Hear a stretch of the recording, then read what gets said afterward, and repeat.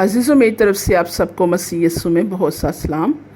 खुदावंद के ज़िंदा पाक कलाम में से दानियेल शेरों की मान में। दारा को पसंद आया कि ममलिकत पर 120 नाज़िम मुकर्रर करे जो तमाम ममलिकत पर हुकूमत करें, और उन पर 3 वज़ीर हों जिनमें से एक दानियेल था ताकि नाज़िम उनको हिसाब दें और बादशाह खसारत ना उठाए। और चूँकि दानियेल में फाजिल रूह थी, इसलिए वो उन वज़ीरों और नाज़िमों पर सबकत ले गया, और बादशाह ने चाहा कि उसे तमाम मुल्क पर मुख्तार ठहराए।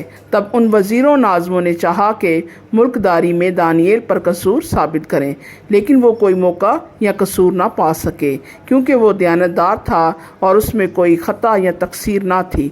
तब उन्होंने कहा, हम इस दानियेल को उसके खुदा की शरीयत के सिवा किसी और बात में कसूरवार ना पाएंगे। बस ये वज़ीर और नाज़िम बादशाह के हजूर जमा हुए और उनसे यूँ कहने लगे, ए दारा बादशाह, अब तक जीता रह। ममलिकत के तमाम वज़ीरों और हाकिमों और नाज़िमों और मशीरों सरदारों ने बाहम मशवरत की कि एक खुसरवाना आइन मुकर्रर करें और एक इम्तनाई फरमान जारी करें, ताकि यह बादशाह 30 रोज़ तक जो कोई तेरे सिवा किसी मबूद या आदमी से कोई दरख्वास्त करे, शेरों की माद में डाल दिया जाए। अब ए बादशाह, इस फरमान को कायम कर और नविश्ते पर दस्तखत कर, ताकि तब्दील ना हो, जैसे मादियों और फारसियों के आइन जो तब्दील नहीं होते। बस दारा बादशाह ने इस नविश्ते और फरमान पर दस्तखत कर दिए, और जब दानियेल ने मालूम किया कि इस नविश्ते पर दस्तखत हो गए, तो अपने घर में आया। उसकी कोठरी का दरीचा यरूशलेम की तरफ खुला था। वो 3 दिन में 3 मरतबा हस्बे मामूल घुटने टेक कर खुदा के हजूर दुआ और उसका शुक्र गुजारी करता रहा।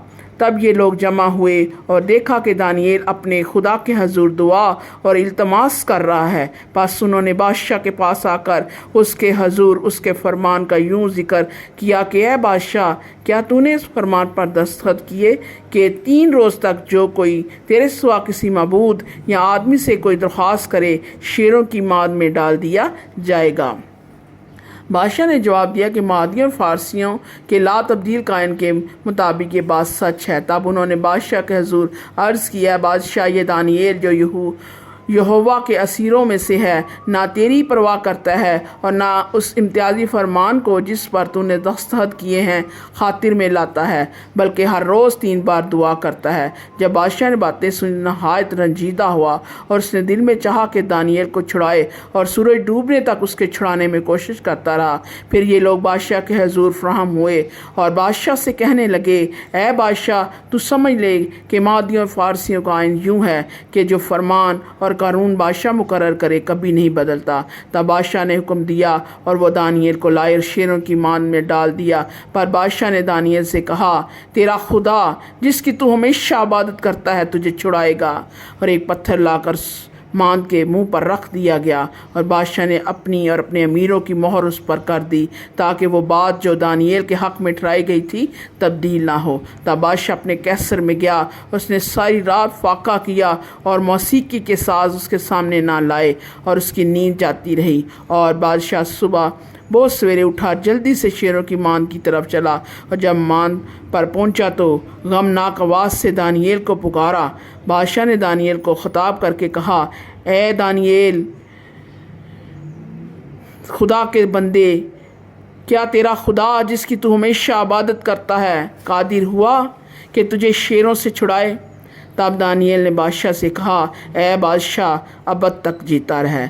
मेरे खुदा ने अपने फरिश्ता को भेजा और शेरों के मुंह बंद कर दिए। उन्होंने मुझे ज़र नहीं पहुंचाया, क्योंकि मैं उसके हजूर बेगुनाह साबित हुआ, और तेरे हजूर भी, ए बादशाह, मैंने ख़ता नहीं की। बस बादशाह नहायत शादमान हुआ और हुक्म दिया कि दानियेल को आसमान से निकालें। बस दानियेल आसमान से निकाला गया और मालूम हुआ कि उसे कुछ ज़र नहीं पहुंचा, क्योंकि उसने अपने खुदा पर तवक्कल किया था। और बादशाह ने हुक्म दिया, वो उस शख्सों को जिन्होंने दानियेल की शिकायत की थी लाए, और उनके बच्चों और बीवियों समेत उनको शेरों की माद में डाल दिया, और शेर उन पर गालिब आए, और इससे पेशतर के मान की तह तक पहुँचे शेरों ने उनकी सब हड्डियाँ तोड़ डाली। तब दारा बादशाह ने सब लोगों और कौमों और अहले लुगत को जो रोए ज़मीन पर बसते थे नामा लिखा, तुम्हारी सलामती अफजून हो, میں یہ فرمان جاری کرتا ہوں کہ میری مملکت کے ہر ایک صوبے کے لوگ دانییل کے خدا کے حضور ترساں اور لرزاں ہوں، کیونکہ وہی زندہ خدا ہے اور ہمیشہ قائم ہے۔ اس کی سلطنت لازوال ہے، اس کی مملکت ابد تک رہے گی۔ وہی چھڑاتا اور بچاتا ہے، اور آسمان اور زمین میں وہی نشان اور عجائب دکھاتا ہے۔ اسی نے دانییل کو شیروں کے پنجوں سے چھڑایا ہے۔ خدا ان کے پاک کلام کے وسیلے سے خدا سب کو بڑی برکت دے، آمین۔